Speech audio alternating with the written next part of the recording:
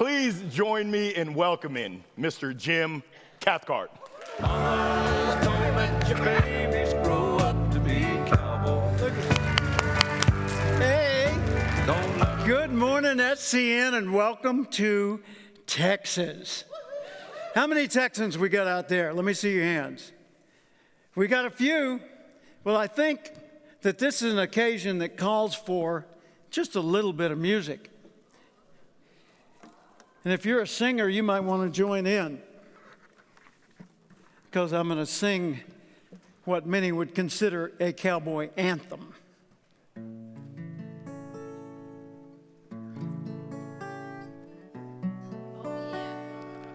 Yeah.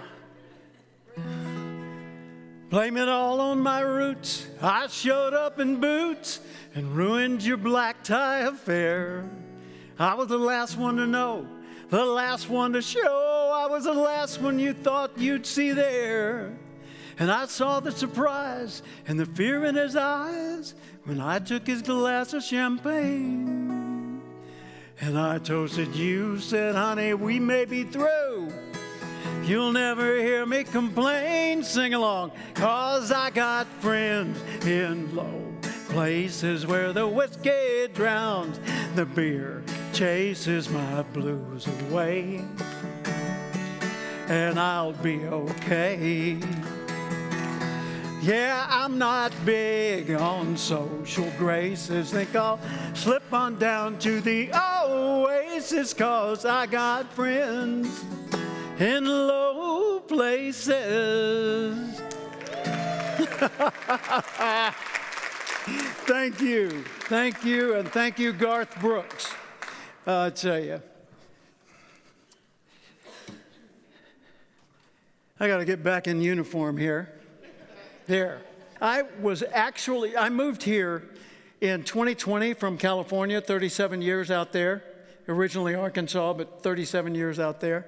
And when I moved to Texas, I moved to become a Texan. I did not bring California with me. Not that there's anything wrong with California. I just wanted to be a Texan. I got here and I started going to rodeos and barbecues and honky-tonks. I've been on the lakes and the rivers. I've been to the university. I've been to football games, high school and college. I've been to the state fair. If they do it in Texas, I've done it. And I made a Facebook post that ended up being like 11 pages long of all the things I had done since I got here. And I said, am I a Texan yet? And a friend of mine took that to the House of Representatives of the state of Texas, swear to God.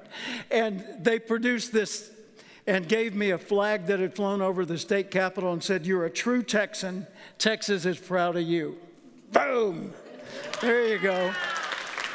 Now, that relates directly to what I'm here to talk about today. Being the person that would get the future you want to get, right? So, let's talk about how do you grow and sustain a career at the top of your field, right? I've been a professional speaker full-time, as you've heard, for 48 years. And I've been in all 50 states for paid engagements, been around the world several times, 20 trips to mainland China in recent years, just before COVID and one after, and 25 major cities over there.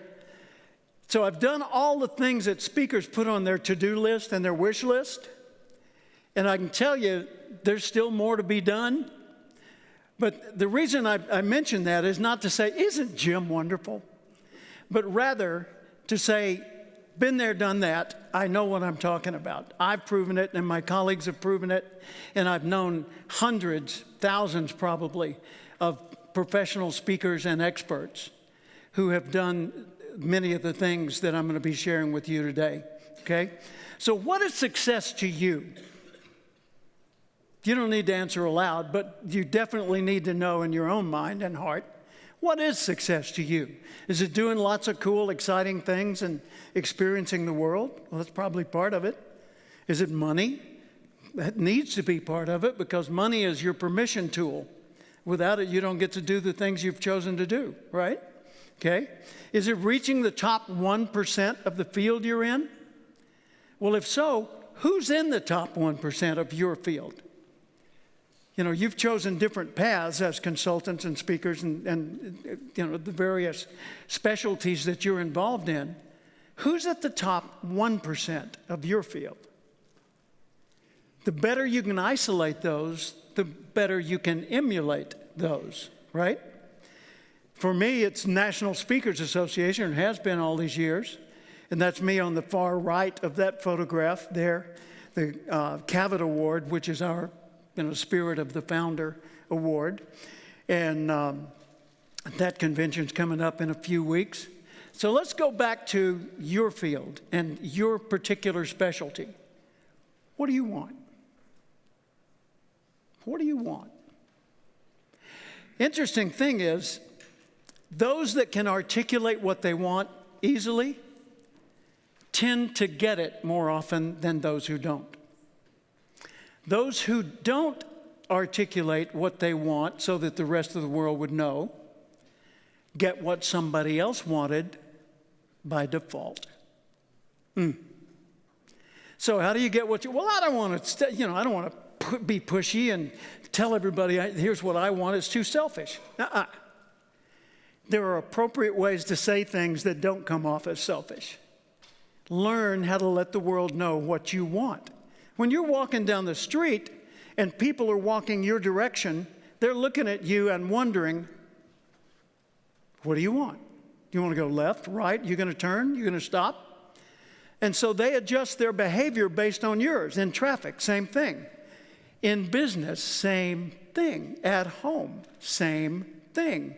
If you don't let them know what you want, you get what they want by default. That's why people put so much emphasis on goal setting. They say you gotta set goals. You gotta have a burning desire. Well, how do you have a burning desire? What are the 4 steps in burning desire? Well, first, there aren't 4 necessarily. To have a burning desire means first figure out, what do you desire? What do you really want? Write it down, because if you can't write it down, it's not clear enough yet. If it's clear enough, then you can articulate it in specific words, phrases, right? Okay, so figure out what you want, and then start arranging your behavior and your life choices and your priorities and your resources to make it more likely that you will get it. Because everybody else wants to know, what do you want, right? When they answer the door, when they answer the phone, when you step up to the counter at a coffee shop, or sit on Santa's knee, go to the wishing well, or talk to the genie, every one of them's asking the same question. That's why we need to be clear on it. So, what level do you aspire to? Do you want to be competent? Good enough to sit at the big kids' table? Excellent? So good that occasionally people say, whoa, that was good, right? Do you want to be an expert where anytime you want to, you can wow people? You want to be a leading authority where other people are quoting you? Well, according to him, according to Bob here, da-da-da-da-da. That's the truth, right? There you go. Do you want to be a celebrity? Hey, it's part of the package. It's available. Star? Take an example. Me as a speaker, professional speaker, when I was starting out, Tony Robbins as a professional speaker when he was starting out. My goal was never to be a star. His goal was always to be a star. He did, and I did what I set out to do. I set out to become a leading authority. I wanted to be like my hero who was on the radio back at the time, Earl Nightingale, the dean of personal motivation. Now, when it comes to guitar, I did not, although I'm a professional musician and entertainer, I do that on the side. My wife Paula and I perform under the name Resume the Boom, the baby boom. And so we do the music from Elvis through the Eagles and everything in between. And I set out to become a competent guitarist, and that's what I am. I'm good enough that I can hang out with the pros, with the excellent, the expert, the celebrities, and not feel out of place. But I'm not so good that they would pull me to the front and say, knock them out, Jim, right? And that's okay with me. So you don't have to aspire to the top of this. Just choose the level you're going for. Because the level you're going for tells you how much you got to practice to get there. By the way, that's the private collection of the founder of Guitar Center, Ray Shearer, in Westlake Village, California. Oh my gosh. I walked into the room and he said to our little small group of people that lived in that area, he said, any of you play? I said, I do. He said, well, pick a guitar. So I walk over to the wall and he said, not that one. He said, that's the 1,000,000th Martin guitar. I said, I know. He said, pick another one. So I picked that one. And still, it was just absolutely magical. So when you determine how high you want to go, that tells you how hard you're going to work, or at least how complex it's going to be in getting there, correct? Okay. So how high do you want to go? Seriously, right now, please, in your own mind, choose. Pick the level you aspire to.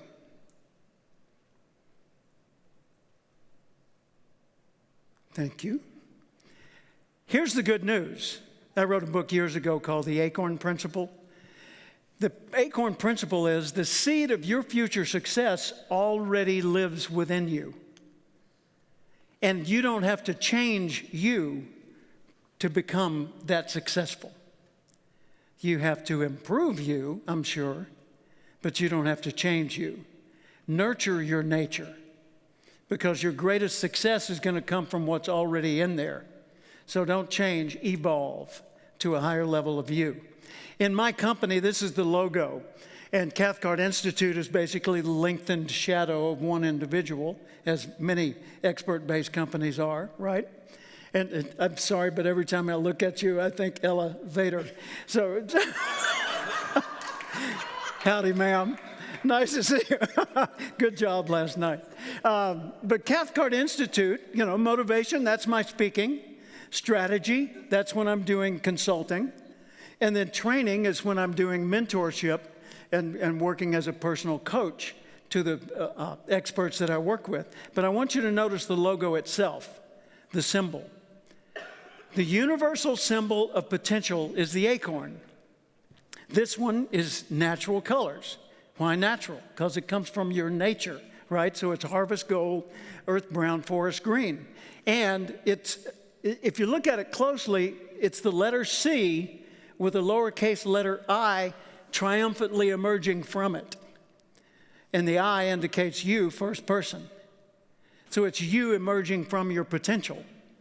So think through what you do so thoroughly that you can find a multitude of ways to articulate it, and they all come back to the same conclusion. They all start in the same place, who you are and what you want, right? What kind of speaker do you need to be, or consultant, to attract the future you desire? That's Cavett Robert, the founder of the National Speakers Association. What kind of speaker do you need to be? Well, when I was speaking in China on all these lecture tours, it was so interesting. I'd speak through an interpreter for up to 6 hours a day to thousands of people at a time. So every audience was enormous, and it was like a rock concert. Like, Rocky Balboa! I'd come into the room, and everybody's on their feet and cheering and music playing and all that. Wow. So what would happen is the people would come up to me at the end, and they say, Mr. Cathcart, how I become a great speaker? What? How do I become a great speaker? And I used to give them what I thought were logical and reasonable answers, and then I realized there's a way easier answer. Become a great person and agree to give speeches. Now, you might say that's kind of flippant, but I'm actually dead serious about it. If you are a substantial individual in some way, Others will want to know about that. Can you teach me to do that? Can you explain how that works? Can you show me the path? Right? And you can be awkward. You can stutter or mumble or have a speech impediment. You can be ugly as a mud fence, as my parents used to say. You could be hard to look at. You could be obnoxious in other ways. If you're a substantial person in your niche, others will want to know, and many of them will pay to learn from you. So how do I become a great speaker? Become a great person. The speaking is just one of the skills along the way, all right? And by the way, when you look at an audience, just remember you are not up there all by yourself. Every single one of them wants you to do well. So be the kind of person they're hoping you are. Does that make good sense? Yes. Okay.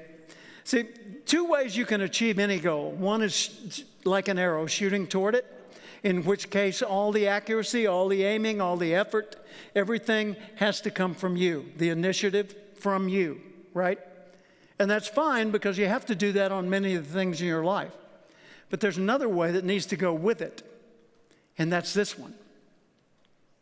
Be a magnet that attracts what you want. Be the kind of person that would have that anyway, and whatever that is comes as part of the package. Develop in you the qualities that will attract the future you want. Now, the first time I heard that, I didn't hear it that clearly, but I heard it from Earl Nightingale on the radio. And so I decided I was going to become a professional speaker. I didn't know what a professional speaker was. I was a kid. This was 1972, Little Rock, Arkansas. I'd say a kid, a young adult. Newly married with a baby at home, 52 pounds overweight, out of shape, smoking 2 packs a day, no college degree, no money in the bank, didn't know anybody with money in the bank, never had. And I aspired to a very meaningless and ordinary life because nobody had ever told me, you've got potential, you can do it. I mean, I was in a loving family, but I hadn't been encouraged like that. And so I was working as a clerk at the Housing Authority in Little Rock, Arkansas. And one day in the next room, Earl Nightingale was on the radio, the dean of personal motivation, a little 5-minute show. And what he said that day changed the direction of my life. Now, as I said, I was a clerk, but I was an assistant to Bob Moore, and Bob Moore wasn't busy. So my job was to sit there and be available 8 hours a day for $525 a month. And so I'm sitting there bored to tears. I hear this radio broadcast, and that was basically what he said. Become the person who would achieve your goals. Now, that's me, actually. That is moi, with way different hair. And the mustache, of course. And that was that picture was taken in 1978. But I want you to notice this guy, this speaker, had not received any awards, had not been all around the country giving speeches. He was basically a trainer who had started giving motivational speeches. And if I got $100 for a speech, I was thrilled. When I went to my first National Speakers Convention, there were about, 200 or 300 people there, Louisville, Kentucky, 1978. That's where this picture was taken. And I was so overwhelmed. Wow, there's Cavett Robert, there's Zig Ziglar, there's all these famous people. It was a big deal to me just to be near them. Interesting thing, and this is one of the things I've admired about SCN, the culture here. When I came up to the circle of veteran speakers who were talking to each other, little rosy-cheeked kid me, they opened their circle and said, "Come on in. Tell us about yourself." Thank heavens I didn't. I said, "I'm Jim Cathcart. I live in, at that time, Tulsa, Oklahoma. And I've always admired your work, sir." And they got right back into a conversation hearing from them. Because I wasn't bringing strength. I was bringing interest. And so I listened a lot. And that's something I've noticed here. There aren't any cliques. Everybody's welcome in every conversation. Good for you. Good for you.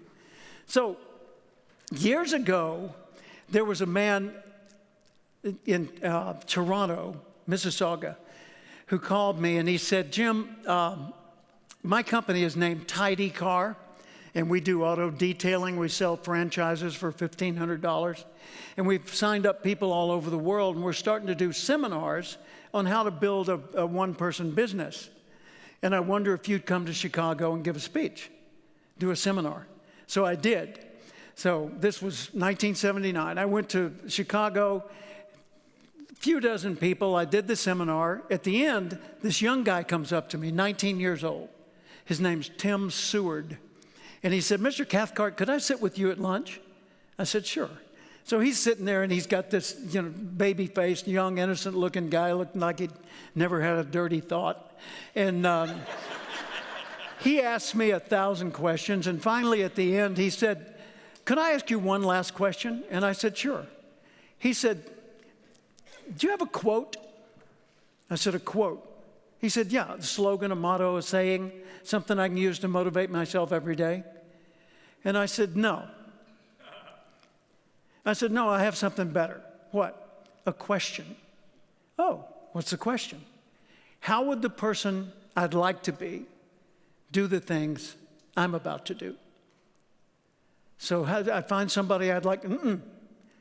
The person you'd like to be, the future you, not somebody else. Learn from somebody else, but let your role model be you, more evolved. Oh, how would he said, well, I want to be the international sales leader for Tidy Car, because they're going to give a white Corvette to the international sales leader at the New Orleans convention next year. And I said, well, go for it. But ask that question every day. So he went home to Bay City, Michigan, where he had his business. And he changed out of his T-shirt and jeans into a set of coveralls with a Tidy Car logo on the back, Tim on the pocket. And he started doing a better job for every client, and he organized his files better, and he followed through more. And he even polished the inside of ashtrays when they had those in cars. And he really did a good job, and his business grew, and he had to hire other people. And he got so successful that he had to lease a service station, so he had a permanent location. So we'll fast forward. It's a year later, and Tim is going to go to New Orleans to the international convention, and they've called me to be the keynoter. So I go down there, and there's two keynoters, Dennis Waitley and me. And we go to the convention. It's at the Hilton in the French Quarter, and big audience from around the world, and a Corvette on stage. Beautiful car right there on stage. And so I finished my speech, and the president of the company says, ladies and gentlemen, what a competition. Let me tell you how the numbers went. He says the person in position number 2 led number 3 by only 1 point. 3 led 4 by 1 point. 4 led 5 by 2 points. 5 led 6 by 1 point. It was close, except for first place. The person in position number 1 led number 2 by 300 points. Welcome with me, your international sales leader, Tim Seward. The place went insane. They all loved him. They jumped up, they screamed and cheered, put him on their shoulders. People started hugging each other. A few people took advantage of that. It was just fun. And they got Tim to the stage, and he's caressing the Corvette as much as you can do that to a car. And I went over and gave him a bear hug, and I said, man, way to go. What did you do? He said, I just did what you said in Chicago. I said, specifically. What did I get so right? And he said, the daily question. How would the international sales leader do what I'm about to do? And he told me the story I just shared with you. Unbelievable. He said, it gets better. Yep. He said, I didn't know if I'd won, but I knew I had a shot. So I asked myself, how would the international sales leader go to New Orleans? I figured he'd go first class. One way. I said, no. He said, Jim, do I need a ride home? I said, no, but yeah, good for Tim. I said, how did you know, that's kind of risky. He said, I could have taken the bus back, but wow, isn't that a beautiful story? So what he did was he sustained the mindset of the international sales leader as he took the actions that the international sales leader would, and they became habits. And those habits, that's the tipping point, led to his reputation expanding, which opened more doors to more people, more relationships, and the new relationships led to more relationships and a bigger future. So when you envision what you want, success for you, right? When you envision that future, that tells you who needs to want to know you. Not who do you need to know, not who do they know. Who do you need to be glad that they know you? Put that on your list long before you know how to do it. And by the way, goal setting should always be done with things you don't know how to do.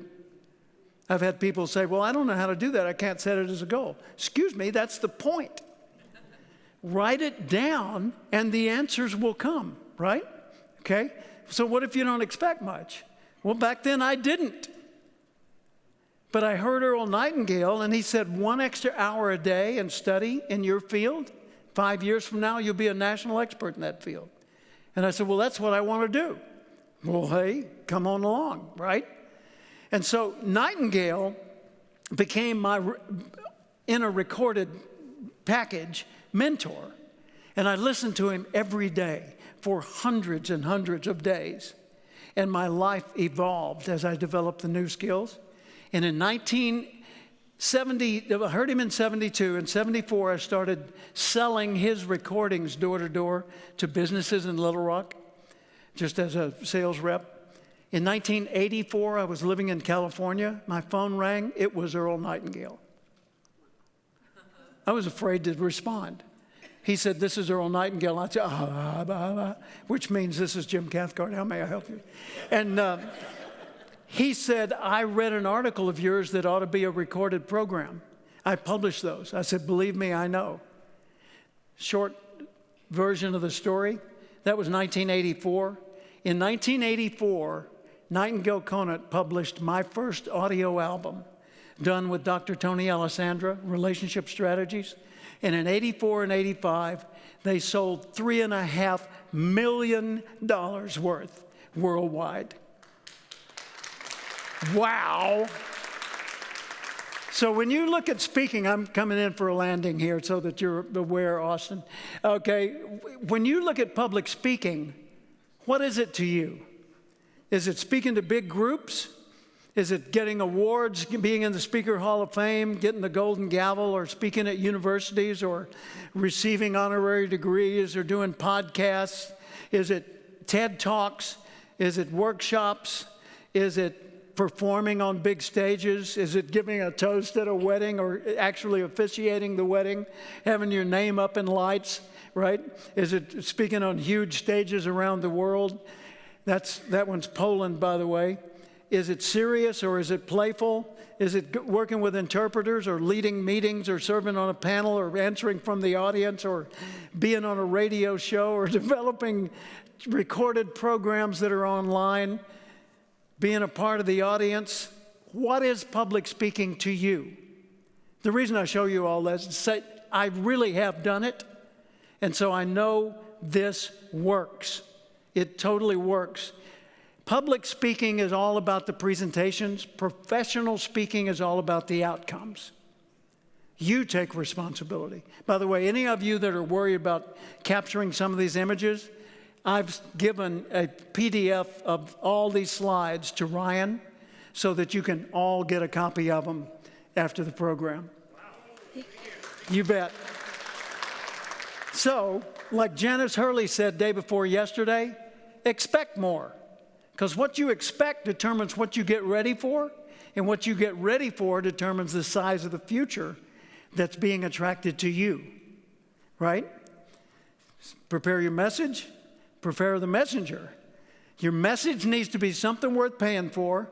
Your market, find out who they are, isolate them, and then get the mileage of showing up, doing anything and everything you can do in that marketplace. And ask yourself every day, how would the speaker I'd like to be do the things I'm about to do?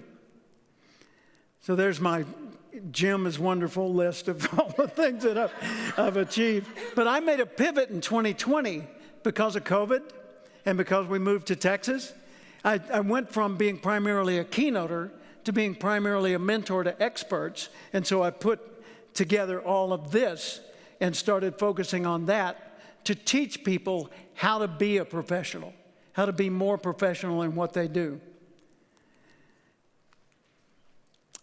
Here's the question I would like you to, no, here's the statement I would like you to put on your notes every time you give a speech. What this means to you is, and then make sure that you answer that for every audience. Because when they find meaning in what you're saying, they'll put more value on what you're saying. The purpose of what we do is to make life better for people. So become a magnet for what you want. So I was speaking in Fort Myers, Florida in 1998, and a guy called me, a 39-year-old man named Tim Seward. He said, Jim, I don't live in Bay City, Michigan anymore. I live in Fort Myers, Florida, or Naples, Florida, and I would like to pick you up at the airport and bring you to my home for dinner. And so he met me at the airport, not in a Corvette, but in a SUV. And we went to his home where we dined by his indoor swimming pool. Yeah. And I said, tell me about your life.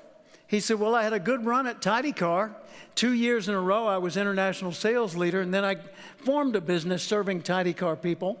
And then I formed another business after that. And I just, since I'm 39 now, I just sold that business for $7 million. He said, and I moved to Florida, and I'm going back to school to get my MBA. I said, good heavens. I just got one question. Do you have a quote?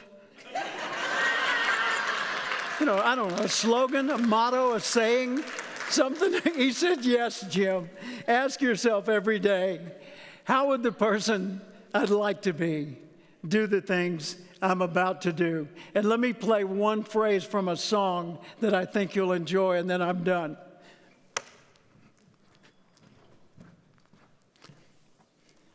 This was a song that I wrote with Harold Payne, who's a professional singer-songwriter.